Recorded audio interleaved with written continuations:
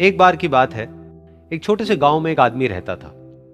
उसके घर के पास में एक पहाड़ था, जहां पर वो रोज सुबह जाता। उस पहाड़ पर थोड़ी देर के लिए वो बैठता, फिर वापस आ जाता। तो रोज की तरह वो सुबह सुबह जा रहा था। पीछे से उसका छोटा सा बेटा आया। उसने आकर के उसका हाथ पकड़ लिया और कहा कि आज मैं भी आपके साथ चलूंगा। उसने पहले तो उसको थोड़ा सा समझाया और मना किया। कहा कि जो रास्ता है वो बहुत ही छोटा है और चढ़ाई बहुत ज्यादा है, तो तुम मेरे साथ नहीं चल पाओगे। लेकिन फिर जब उस बेटे ने जिद करी तो पिता मान गया। तो दोनों पहाड़ पर चढ़ने लगे। पिता ने बेटे का हाथ कस के पकड़ा हुआ था। लेफ्ट साइड में पहाड़ थे, राइट साइड में खाई थी और रास्ता बहुत ही छोटा था। और वो पहाड़ की चोटी तक पहुंचने ही वाले थे, तभी रास्ते में एक बड़ा सा पत्थर आया। क्योंकि पिता उस रास्ते पर रोज आता था, तो उसको पता था कि वहां पे पत्थर है, तो वो साइड से निकल गया।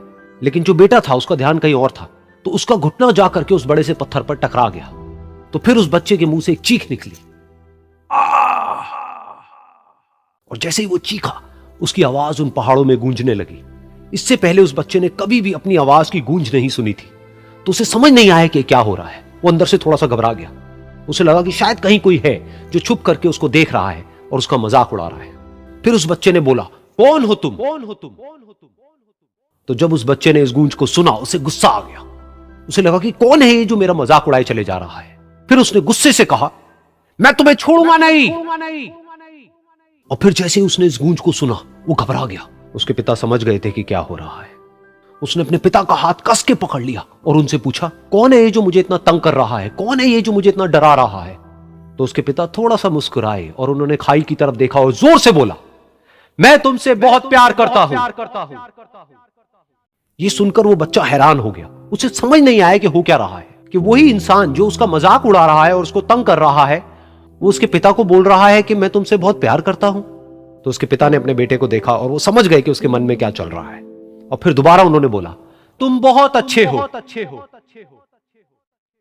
और ये सुनकर उनका बेटा भी थोड़ा सा मुस्कुराया और पूछा अपने पिता से कि ये क्या हो रहा है। और फिर उसके पिता ने अपने बेटे को समझाया, ये जो आवाज तुम सुन रहे हो ना, ये किसी और की नहीं है, ये तुम्हारी ही आवाज है जो कि पहाड़ों में गूंज रही है। और तुम्हें अपनी ही आवाज सुनाई दे रही है। जैसा तुम बोलते हो ठीक वैसा ही तुम्हें सुनाई देता है।